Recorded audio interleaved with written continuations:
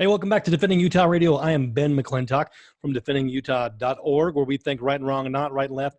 On today's program, we are going to be delving deeper and actually showing some actual footage from the Salt Lake City riots they had a couple of weeks ago, where they were, burning things down and breaking windows, all that kind of stuff, showing that this was actually something that was approved of and actually supported by the government. You had city officials and possibly even state officials involved in this on today's Defending Utah television.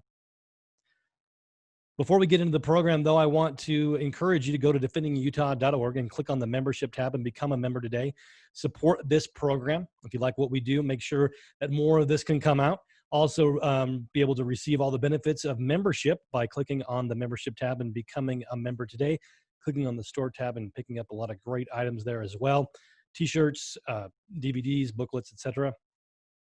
Now, let's get into the program. I want to show a few things. One of the first video I want to show is from Saturday's event in the morning, kind of going chronologically. We have the protest starting, and then it starts to get a little hairy with the beginning of starting to burn things and destroy private property, and as well as public property. And I'm going to start with the destroying of the cop car. Now, I've been scouring the internet. This is one of those things like with 9/11 and the Oklahoma City bombing. All of the original news reports as things were happening were the most accurate. And then all of a sudden things started, the official line started to come through, and people, you knew what you had to be saying if you were in the media and what the approved line was. But the original footage is the most accurate, is what we've been able to find. And so we wanted to get all of the stuff that was just live streaming from the mainstream media and other places as well. And so we didn't get all of the footage, but this is a very important clip of the destruction of the cop car that was really become pretty iconic now, happening all over the country, which is, these things don't happen by accident. Just every city in the country all of a sudden decided all to burn a cop car all at the same time. Well, no, that's not exactly how it goes down. Watch our last two videos ago from Joe Wolverton on this topic as well. But let's play this clip real quick. So we've got, as we start out, we've got this cop car. You see it's got graffiti on the side of it, graffiti on the back of it, and still no cops have come. Now all of a sudden people are coming up to the car and they're starting to flip it over, and no cops are coming. What is this cop? Is this car just abandoned by the police? Nobody's around it. They're like, hey, we're letting this cop car be destroyed by everybody, and nobody's coming around. Just imagine if Defending Utah went downtown Salt Lake. I don't know what they're pouring down there on the ground, but it's going to be pretty slippery there. And it looks like milk or something, but maybe it was soap, because you see this guy right here coming up pretty quick, just falls down on his rear end.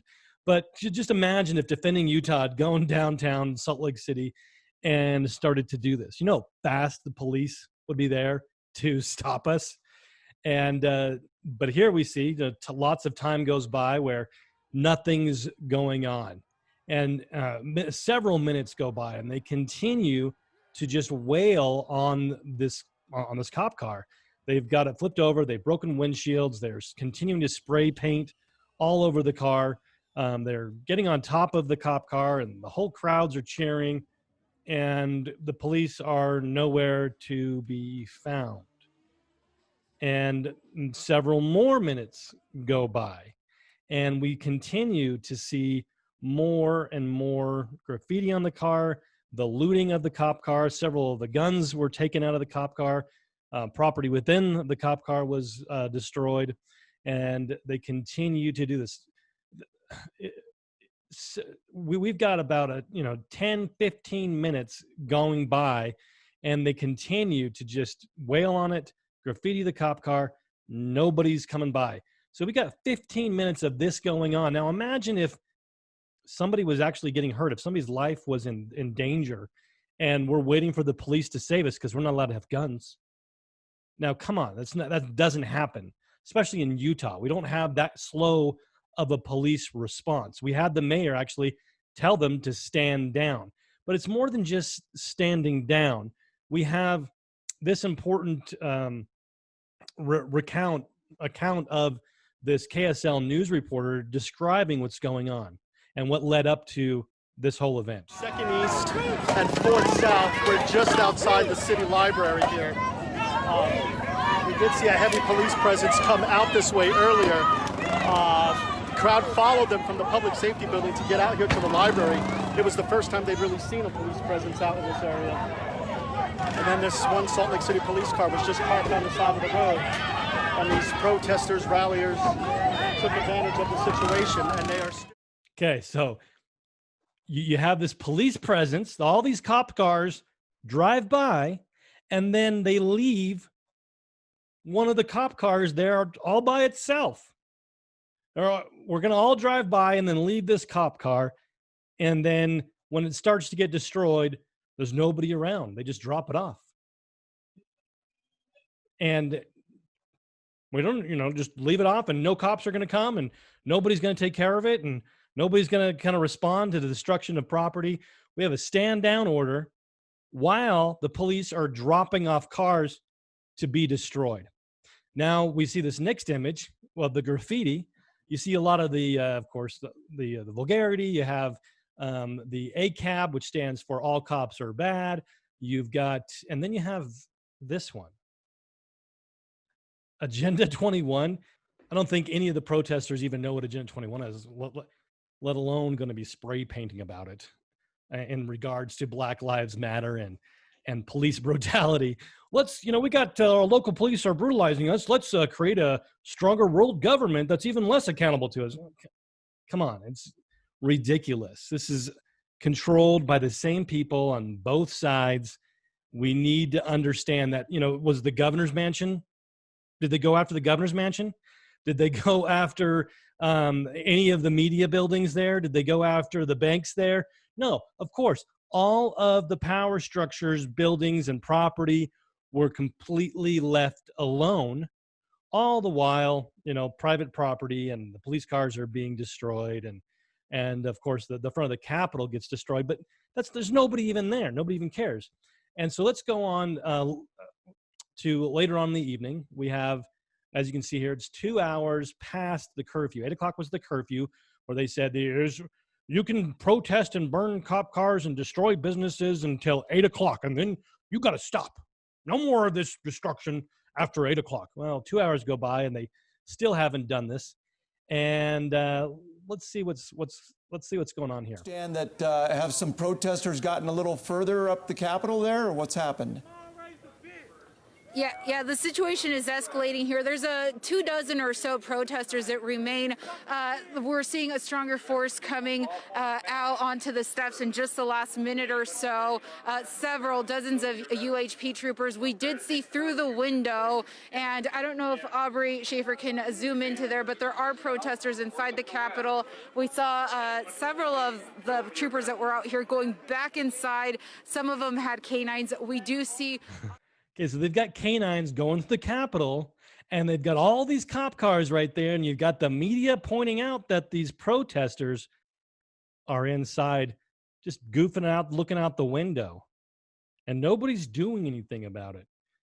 We're clearing out the Capitol. We've blocked the doorways so nobody can get in, but somehow there's several protesters inside. Now, maybe they're not protesters. Maybe they're cops.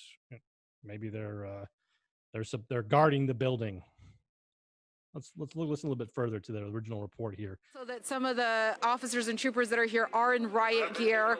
Not sure what has happened inside the Capitol or how they got inside, but we are seeing them inside the Capitol. I've seen at least 2 or 3 protesters, and we can tell they're protesters because they have their flyers, their signs. Okay, so we know they're protesters because of their flyers. So these guys that were inside the Capitol, they were passing out the protesters' flyers. They were out there promoting and getting things egged on, right, from the protesters' perspective. And they're inside the Capitol, and nobody's doing anything about it, even though they're being pointed out to by the media. Now, we see here at 2 hours past at 10 o'clock. They are finally starting to enforce the curfew. They're pushing everybody down, going down from the top of the Capitol Hill, going towards the street in front of the Capitol. Let's fast forward a little bit later on when they've finally kind of gone down to the road. Garna, are they Around are they here. moving you? Or are you moving with them? They're kind of moving a little bit of both, I would say. So when we were on the Capitol steps, they came down and moved us down. Now we just kind of came around. Now you do still see about a dozen or so people that have gone across the street. Okay, so now they're down, they're pushed down. Everybody's off the grounds of the Capitol.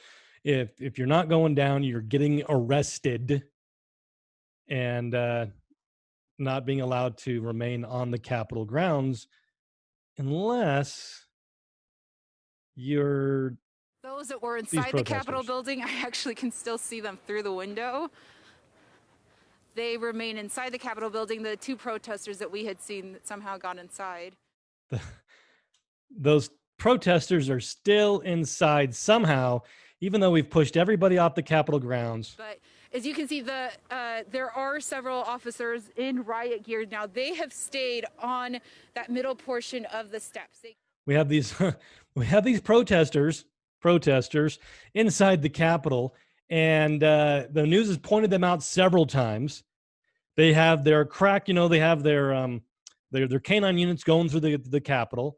They're right in the window, right behind all these guys. Not real hard for one of them to look behind them and see them. They're not even hiding. But they pushed everybody else down to the main street. But these guys that have been passing out protesters' literature are allowed to stay. Now, again, remember this. They haven't gone after the governor's mansion. They're not going after the banks. They're not going after all of the clubs downtown that these people that are supposedly oppressing them. No, they're leaving those things alone, and they're only going after property that's been either private property of individual of just businesses, or after abandoned government property. Now, and then these protesters supposedly are allowed to stay on Capitol grounds while everybody else is being pushed down. Now, you need to understand that you're being played. No matter which side of this you're on, you're being played. They're trying to pit us against each other and off of the real enemy. This isn't about black versus white. This isn't about rich versus poor. This is about freedom versus liberty. And of course, those that are seeking to take away our liberty are encouraging this civil unrest. And so then we'll beg for bigger government. These false dichotomies out there where you've got they're defunding the police. Baloney. You've got these people, the people in the BLM and the people that have been abused by the police. They're calling for the United Nations to come in and disarm America and disarm the police. So yeah, global government, that's going to be much, much better at protecting your rights and making sure minorities aren't attacked. Right. Definitely. And then you've got the other side, right? The other side that's defending the police state that we have right now, saying, no, we need to support of course, the Blue Lives Matter, and totally ignoring the oppression that's going on by the current level of police. So we are either going to be supporting what we have right now, or we're going to be having these reforms that actually lead towards a national or internationalizing of the police. We need to understand who's behind this, that we are being played, and not to fall for the false solutions, and hold the actual proper people accountable, and to stop furthering and continuing on the charade that's going on. Again, this is not something that anybody else is going to be covering. We are doing more and more investigation into this. If you want to help support that, become a member today. Go to the website, go to defendingutah.org, click on the membership tab, do a one-time donation, or help us out continually by becoming a member of Defending Utah to be able to help us be able to uncover. If you've got more video that can help us to illustrate what's really going on, please forward it on to us, because we know that these things are going to start to disappear and we need it. So we need your help now more than ever. Make sure you're subscribing to us on Facebook or on YouTube, and on following us on Facebook and the other social medias. So that way, and then share these videos. We need to get this information out there. We need to get more people on board, becoming involved in the solution to what's really going on. Until next time, I'm Ben McClintock from defendingutah.org.